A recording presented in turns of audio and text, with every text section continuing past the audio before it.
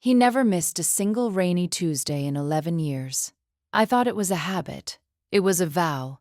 I want to start with the specific, strange precision of the pattern, because I think it's the precision that made it so difficult to simply dismiss as nothing. Not every Tuesday. Not every rainy day. Only the intersection of both. A rainy Tuesday, however rare or frequent the weather happened to make that particular combination in any given month, and on that day, without fail, for 11 years, my husband would leave the house sometime in the early evening and return roughly 2 hours later, quieter than when he'd left, offering no explanation beyond a soft, practiced, "I just needed some air." Hello, my name is Claire, and this is the story of 11 years spent watching the sky for rain the way other people watch it for storms, dreading a very specific kind of Tuesday. And the November afternoon I finally understood that the vague, unsettling pattern I had spent over a decade quietly fearing was, in truth, the most faithful, most selfless promise my husband had ever made in his life. This isn't a story about another woman, though I want to be honest that in the earliest years, that fear crossed my mind more than I'm proud to admit. This is a story about a boy named Jonah, a creek that rose too fast on an ordinary Tuesday afternoon decades ago, and the particular kind of devotion it takes to keep a promise made in the worst moment of your life, faithfully, for 11 years, without ever once explaining it to the person who loves you most. I think you should understand, before I describe those 11 years, what kind of man I married, because I don't want you to imagine ours was a marriage built on easy secrecy. Ethan and I met at 26, at a mutual friend's barbecue, and I remember being struck immediately by his particular attentiveness to weather, an odd detail to notice on a first meeting. But he had checked the forecast twice during our conversation, glancing up at the sky with a kind of quiet vigilance I found endearing at the time, assuming it was simply the habit of someone who enjoyed the outdoors. We dated for 3 years before he proposed, and by the time this story begins, we had been married for 11 years, building a life together that felt, in every visible way, remarkably steady. I want you to hold that picture firmly in your mind, because everything that follows happened underneath it, and I need you to understand exactly how much trust I was being asked to hold on to every single rainy Tuesday for over a decade. We married in a small garden ceremony. The weather forecast that day a source of considerable anxiety for me in the weeks leading up to it, though I never once suspected at the time that Ethan's own careful monitoring of the forecast carried a significance far beyond simple wedding day nerves. I remember his toast that evening, brief and heartfelt, thanking everyone for showing up, rain or shine, a phrase I took, at the time, as nothing more than an ordinary pleasantry, never imagining how literally he actually meant it, or how many other people in his life he had already spent years showing up, for regardless of weather. I noticed the pattern for the first time in the second month of our marriage. It was an ordinary autumn evening, rain falling steadily outside our apartment windows, and Ethan, who had been reading quietly on the couch, suddenly stood, checked his watch, and told me he needed to step out for a bit. I remember asking, lightly, where he was headed on such a miserable evening, and he told me only, "I just need some air," before disappearing out our front door without an umbrella, into rain that was, by any reasonable measure, not the kind of weather anyone seeks out air in. He returned almost exactly 2 hours later, his clothes damp, his expression unreadable, and he said nothing further about where he'd been. I didn't think much of it that first time. People have odd habits. Husbands sometimes need solitary walks, even in rain, even at inconvenient hours. This is not, on its own, the material of heartbreak. But then it happened again, 3 weeks later, on another rainy evening that happened, I would later realize, to also fall on a Tuesday, and then again the following month. In other words, what began as a single unremarkable evening became, over the following 11 years, an unbroken, precisely triggered ritual, one that required the specific, somewhat rare combination of rain and Tuesday to activate, a combination that meant some months brought the pattern twice, other months not at all, an irregularity that made it, I think now, even harder for me to recognize and name clearly, as a pattern in those earliest years. I want to be honest about how I managed those first several years, because I think it matters for anyone listening who has quietly made peace with an unanswered question. I told myself, in the beginning, that this was simply one of Ethan's private eccentricities, the kind every person carries somewhere, and that a wife who questioned every solitary walk her husband took risks smothering the very trust she was trying to protect. I had been raised to believe that a healthy marriage allows for private space, private rituals, and I told myself, for longer than I probably should have, that this was simply one of his. What this actually meant, in practice, was 11 years of watching the weather forecast with a specific, low-grade dread I never fully admitted to anyone, including myself. I would check the forecast on Monday evenings, and if rain was predicted for Tuesday, I would feel a familiar tightness settle into my chest, a tightness that had no name yet, only the accumulated weight of years of unexplained departures. I remember the year our son turned 8, old enough by then to notice patterns the way children eventually do. He asked me, over dinner on a rainy Tuesday while we waited for Ethan to return, why Dad always disappeared when it rained on certain days, a detail our son had apparently tracked more carefully than I'd realized, in the particular way children sometimes notice things adults assume have gone unnoticed. I told him Dad liked to take walks to clear his head, a story I had constructed for myself somewhere around year 3, with no real evidence behind it except my own need for something to say. But there were details that never quite fit inside that comfortable explanation. Details I kept in the back of my mind and refused to examine too closely. The precision, for one. Why would clearing his head require exactly 2 hours, every single time, regardless of how cold or how heavy the rain happened to be? Why, when I once asked, gently, almost by accident, "Do you ever get caught in weather that's actually dangerous?" did his jaw tighten in a way I had only seen twice before in our marriage, both times when the subject of his childhood friend Jonah came up unexpectedly, a name he mentioned so rarely I had almost forgotten, over the years, that it belonged to anyone real. I think most people who have been married a long time know the particular texture of a silence that comes from a partner choosing his words rather than simply having nothing to say. This was a curated silence, deliberate in its edges, and I lived inside its rooms for 11 years, slowly, almost without noticing, mistaking it for simply one more accepted feature of an otherwise open, honest marriage. Let me tell you about the years in between, because I don't want you to think this was a marriage defined only by those scattered, unpredictable evenings. In every other visible way, ours was a rich, steady partnership.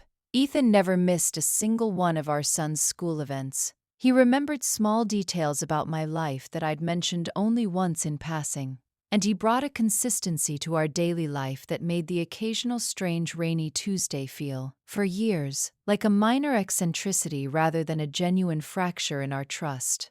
From the outside, if you had watched our life the way I once watched him disappear through our own front door into the rain, you would have seen nothing but an ordinary happy family. You would never have guessed at the specific dread I carried every time storm clouds gathered on a Monday evening. The dread grew heavier as the years passed, not lighter, the way I kept hoping it eventually would. I want to explain this feeling, because I suspect many of you carry your own version of it. It isn't the sharp, immediate pain of catching someone in an obvious lie.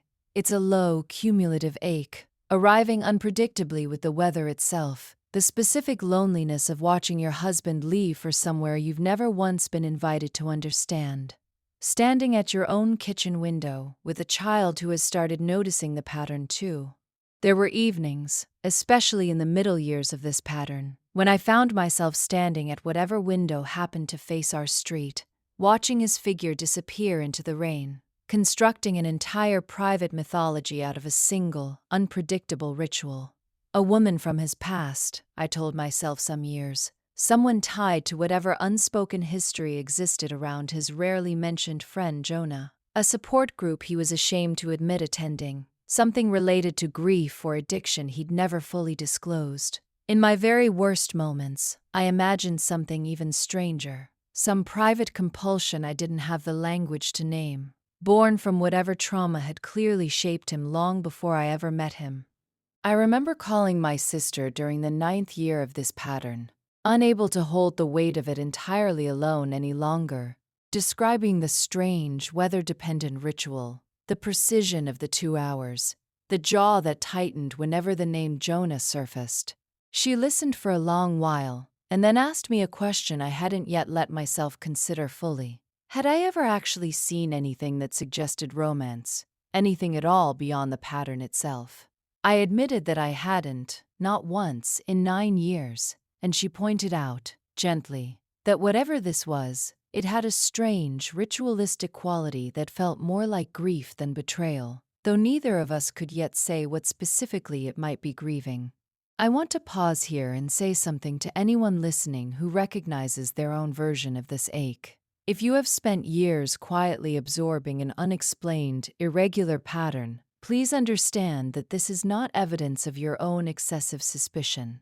Sometimes the people we love build a single, carefully protected ritual into their lives, not because they don't trust us, but because they are afraid that explaining it will release a grief they haven't yet found the words for, even after decades of carrying it.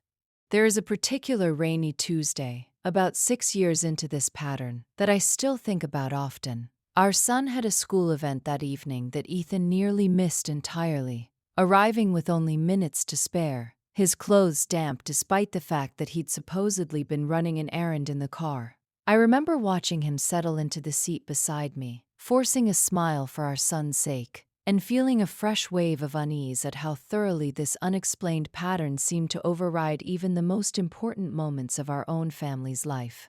Whatever this was, it was clearly not something he considered optional, not even on an evening that mattered enormously to the rest of us. I confronted him that night, once we were home and our son was asleep, my voice shaking with 6 years of accumulated frustration finally breaking its surface.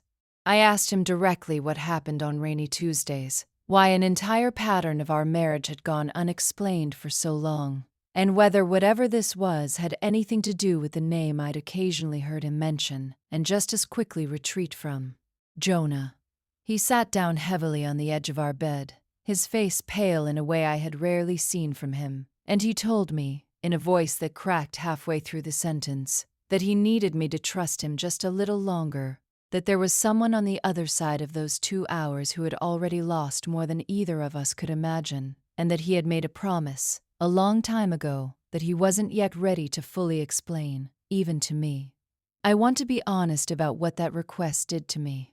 Being asked to trust him a little longer after 6 years already spent trusting him through silence felt, in that moment, like being asked to keep extending credit on a debt I had never agreed to take out. I told him that night that I didn't know how many more rainy Tuesdays I could spend standing at a window wondering. He took my hands, his own trembling slightly, and said something I have thought about every single time it rains since. He said, "I know what this costs you. I think about that every single time I see clouds gathering on a Monday. But there's someone who needs this more than either of us wants to admit. And I made a promise once that I would never let a rainy Tuesday pass without keeping it." I did not leave. I want to tell you honestly that in the years following that conversation, the temptation to simply demand the full truth, or to walk away from a marriage with an unexplained ritual embedded so deeply into it, crossed my mind more than once. But something in the specific phrase, "someone who needs this more than either of us wants to admit," lodged itself in me differently than any explanation he'd offered before. Some old, tired part of me finally beginning to sense the outline of grief rather than betrayal. The truth finally arrived 5 years later, on a rainy Tuesday, unlike any of the 11 that had come before it. Ethan had left at his usual time, and I found myself, for the first time in over a decade, unable to simply wait passively for his return.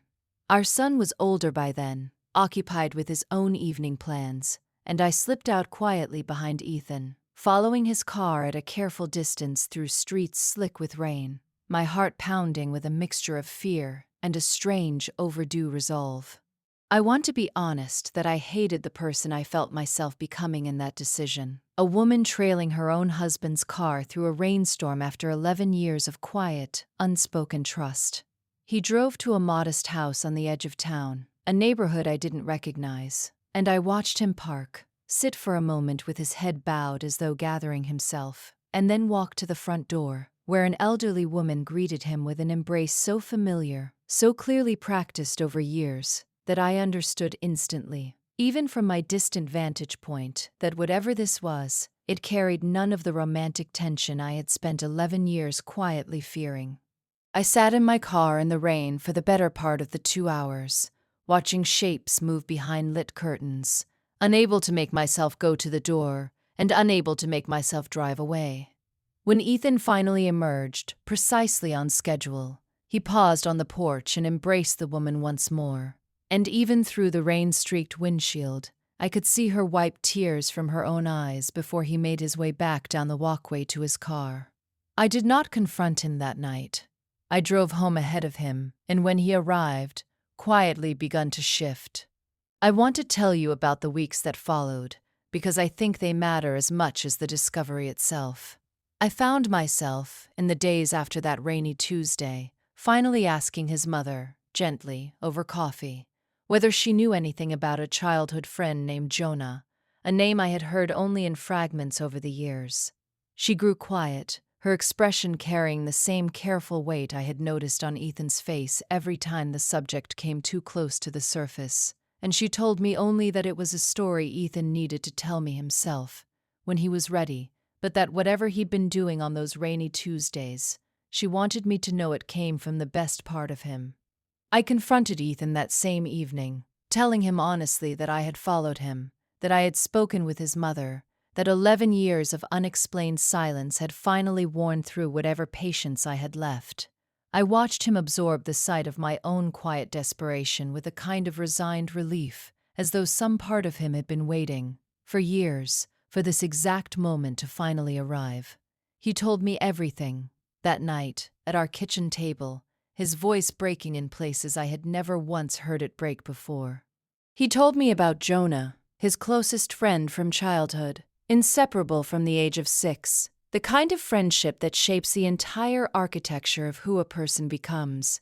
He told me about a specific Tuesday in late September, when Ethan was 12 years old, a sudden, violent storm rolling through their small town, rain falling harder and faster than anyone had predicted, turning the normally shallow creek behind their neighborhood into something unrecognizable within the span of an hour. He described that afternoon with a specificity that told me he had relived it, in careful, unbearable detail, more times than either of us could count over the intervening decades. The three of them, Ethan, Jonah, and his younger sister Molly, had been playing in the backyard when the rain began. Light at first, the kind of rain that doesn't immediately register as dangerous, before intensifying rapidly into something none of them had anticipated. He told me about the specific sound the creek made as it rose, a low, growing roar that he said he still, to this day, could not hear replicated by any ordinary sound without his entire body tensing involuntarily. Ethan's younger sister, only 7 at the time, had wandered too close to the swollen creek chasing after a stray dog, and had slipped down the muddy bank into water that was moving far faster and far deeper than anyone could have anticipated.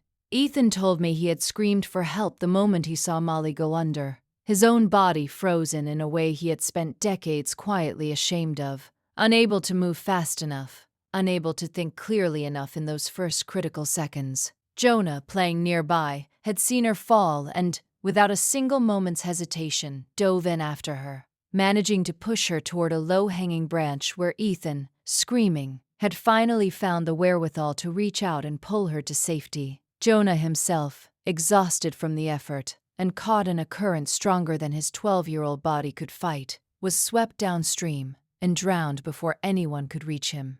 I sat very still at that kitchen table, listening to a version of my husband's history I had never once suspected existed in this specific, devastating shape, understanding, finally, the full weight of what those 11 years of rainy Tuesdays had actually been protecting. He told me about the days between the accident and the funeral, the specific, suffocating guilt of being the boy who survived, of watching his own parents struggle to hold both relief at Molly's rescue and devastation at Jonah's death in the same breath, an impossible, contradictory grief that he said had settled over their entire household like a fog that never fully lifted, Even years later, he told me about visiting Jonah's house in those first raw days, unable to find any words adequate to what he needed to say to Diane, and about her, remarkably, being the one to comfort him instead, telling a devastated 12-year-old boy that Jonah would never have wanted him to carry guilt for simply being the child who lived.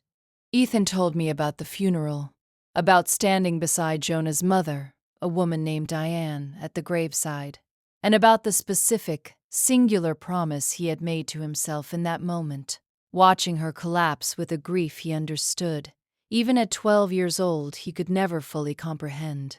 He promised himself that he would never let her face a rainy Tuesday alone for the rest of her life, understanding, even as a child, that the specific combination of that weather and that day would likely always summon the same unbearable memory for her: the sound of rain against a window, the particular quality of a Tuesday afternoon, forever fused in her mind with the worst day of her life.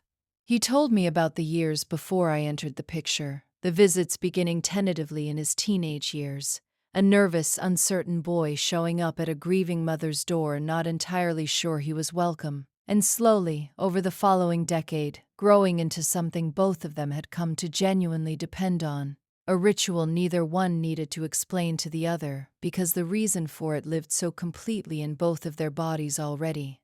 He told me Diane had never once, in all those years, asked him to stop, and he had never once considered offering to, the two of them bound together by a debt neither of them could fully articulate, but both understood completely.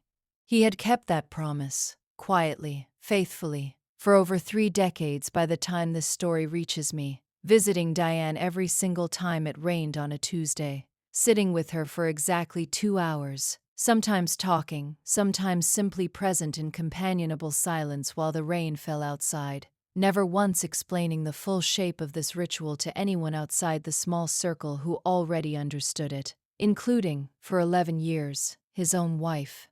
I asked him, once he'd finished, the question that had been sitting beneath all my other questions for 11 years. I asked him why he had never told me, especially once our own marriage had grown so solid that surely, I told him, he must have known I could have handled the truth, could have supported him through it rather than spending over a decade quietly afraid of what it might mean. He told me that in the earliest years of our relationship, the story had still felt too raw, too entangled with his own unresolved guilt over his sister's rescue and Jonah's death. Guilt he had never fully processed even decades later. And later, once the visits had become an established, sacred part of his life, he had grown afraid of something else entirely, a fear he confessed with visible shame. He worried that bringing me into that particular room, even through conversation, would somehow dilute what remained, at its core, a private reckoning between himself and the specific family Jonah's death had shattered, a reckoning he did not feel he had the right to make about anyone but himself and Diane. He said, and I have thought about this sentence every time it rains since. I told myself I was protecting Diane's grief from becoming a story other people discussed at dinner parties. I understand now that I was also protecting myself from having to explain, out loud, exactly how much guilt I still carry for surviving that day when Jonah didn't. I want to tell you what happened after that conversation, because I believe the ending matters every bit as much as the 11 years of silence that came before it. I sat with him at that kitchen table for a long time after he finished speaking, the rain still falling steadily outside our own windows, and I found myself reaching across for his hand, the same hand that had once, at 12 years old, finally found the strength to pull his sister to safety. I thought about the 11 years I had spent constructing an entirely different, far more painful story out of his silence, and I felt, alongside a growing tenderness, a fresh grief of my own for all the rainy Tuesdays I might have spent supporting him through that particular ritual instead of unknowingly dreading it from a distance. I did not feel, in that moment, anything close to the vindication I might have expected after so many years of quiet suspicion. I felt, instead, an overwhelming tenderness for the frightened 12-year-old boy who had watched his best friend disappear beneath rushing water to save his own sister, and for the 11 years of unglamorous, disciplined devotion he had carried out entirely alone within our marriage, never once seeking credit or comfort for what had clearly cost him every single time the sky darkened on a Tuesday morning. I asked him if I could meet Diane. He was quiet for a long time, weighing, I think, 11 years of careful protective habit against this new, tentative possibility of finally letting the two most important relationships in his life intersect. And then he told me he would ask, but that whatever answer she gave would need to be entirely her own decision. She agreed, the following rainy Tuesday, to let me come along, though she asked, gently, that I understand this was a fragile, carefully protected ritual she had come to depend on more than she'd ever admitted to anyone. I want to tell you about walking into that same modest house I had once watched from across the street, meeting a woman whose grief I had spent years unknowingly circling without ever understanding its true shape. She embraced me the moment I walked through the door, telling me she had wondered, for years, what kind of woman had built a life alongside a man capable of this particular sustained kind of devotion, and that she was grateful, finally, to find out for herself. Diane told me, over the course of that first visit, about the version of her grief that most people around her had expected, the loud, public kind that draws casseroles and sympathy cards for a few weeks before everyone else quietly moves on with their own lives. She said the harder grief, the one that actually lasted, was the quiet, ordinary kind that resurfaced every single time it rained, every single time a Tuesday rolled around, a private, recurring ache that most people in her life had long since stopped asking about, assuming, reasonably enough, that 30 years should have been enough time to heal it fully. She told me Ethan's visits had never once made that grief smaller. They had simply made it bearable, giving her, twice a month or so depending on the weather, permission to sit inside that particular sorrow with someone who understood it completely, rather than pretending, for everyone else's comfort, that she had moved past it entirely. I want to tell you about the specific detail that undid me most that evening. On a side table near the window, Diane kept a small framed photograph of Jonah, young and laughing, and beside it, a smaller frame containing a pressed, faded leaf, the last thing, she told me, that Jonah had handed her before running out to play that final afternoon, a small, ordinary treasure from a creek bed he had loved exploring, kept now as the final tangible piece of an ordinary Tuesday that became, without warning, the worst day of her life. I want to tell you about the drive home from that first shared visit, because it is one of the clearest memories I carry from that entire year. Ethan was quiet for the first several minutes, the way he always used to be on the drives home from his solitary, unexplained rainy Tuesdays, and I reached over and took his hand the way I had that first night at our kitchen table. He looked over at me, and for the first time in 11 years, his quiet on that particular drive didn't feel like a locked door I wasn't allowed through.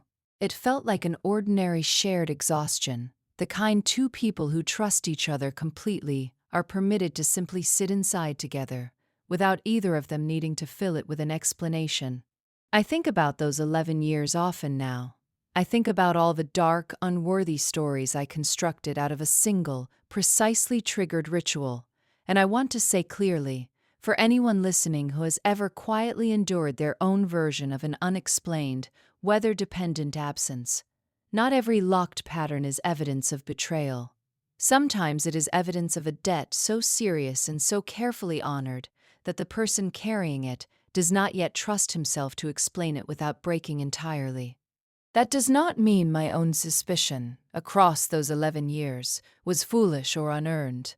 I want to be honest about that too, because I think it matters as much as the tenderness of the ending. An unexplained, precisely triggered absence, repeated for over a decade, is not a small thing, and a woman who grows afraid in the face of it is not a woman failing at trust. She is a woman paying attention to her own life, and she deserves an honest answer far sooner than 11 years of silence ever gave me. I think sometimes about the version of this story I might be telling you if I had let those 11 years of silence finally convince me the marriage itself was the problem. If I had walked away before that rainy Tuesday ever gave me the chance to follow him to the truth instead of away from it. I think about how easily an unresolved fear, sustained long enough, can calcify into a resentment no reconciliation could later undo. And I am grateful, every single Tuesday now, that some patient, stubborn part of me kept choosing to stay curious rather than let suspicion win outright. If I could go back, I would not tell myself to simply endure 11 more rainy Tuesdays without ever asking a harder, more direct question. I would tell myself that a marriage cannot survive indefinitely on unexplained secrecy, no matter how noble the eventual reason turns out to be, and that the conversation Ethan and I finally had at our kitchen table was owed to me, in some honest form, far sooner than 11 years into our marriage. But I would also tell myself this, and I offer it now to anyone listening who is standing, tonight, in front of their own version of a precisely triggered, unexplained ritual. Know your worth, and never let yourself believe that loving someone patiently means accepting a locked, unexplained pattern indefinitely, no matter how noble the eventual reason turns out to be. Your peace matters as much as anyone else's private grief, and a promise, however sacred, is not well served by a marriage quietly eroding under the weight of one partner's accumulating fear. Understand that some absences are not evidence of a heart wandering away from you, but evidence of a heart trying, in its own disciplined and private way, to honor a debt that can never actually be fully repaid, only faithfully, humbly kept, year after rainy year. Consider, too, how a single unresolved moment from childhood can quietly shape the entire architecture of a person's adult life without ever announcing itself directly. Ethan carried Jonah's death with him into every relationship, every decision, every rainy Tuesday, for over 3 decades, and I never once suspected, in our early years together, that the careful, watchful way he checked the weather forecast was anything more than an ordinary habit. It took 11 years of marriage and one honest conversation to understand it was, instead, the visible edge of the single most defining moment of his entire life. Remember that guilt, when it is never given somewhere honest to go, will often disguise itself as distance, as unexplained departures, as a jaw that tightens whenever a particular subject drifts too close to the surface. Recognize, too, that survivor's guilt often carries its own strange, specific logic, one that doesn't always make sense from the outside but feels, to the person carrying it, like the only reasonable response to having lived when someone else did not.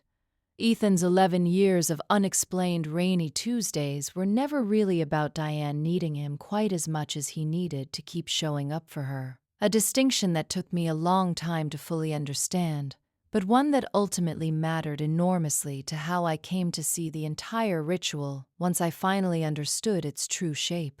The absence of an explanation is not the same thing as the absence of love. Learn, too, that some of the most devoted people among us are also the ones most practiced at hiding their own devotion, believing mistakenly that protecting someone else's grief requires sacrificing their own marriage's honesty entirely, when in truth, a good marriage can almost always be trusted to hold both at once.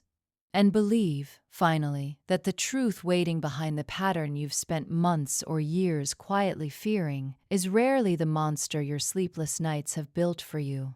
Far more often, if you find the courage to ask, what you'll discover is not an ending at all, but a devotion so quiet, so disciplined, and so carefully guarded that it simply needed the right moment and the right amount of trust to finally be allowed to speak its own name. I told our own son about Jonah and Diane that same week, sitting him down at our kitchen table the way his father had once sat me down. He listened with the particular seriousness 10-year-olds sometimes surprise you with, and afterward, he asked if he could come along the next time it rained on a Tuesday, wanting, he said, to finally understand the mystery that had quietly shaped so many of his own childhood evenings. I watched Ethan's face soften completely at that request, understanding, I think, that the promise he had carried alone for so long was finally, gently, becoming something the whole family could help carry together. Diane joins our own family for dinner regularly now, no longer confined to a secret 2-hour window carved silently out of Ethan's week. She has become, over the years since that truth finally surfaced, something like a grandmother to our son. A relationship neither of them expected but both have come to treasure completely.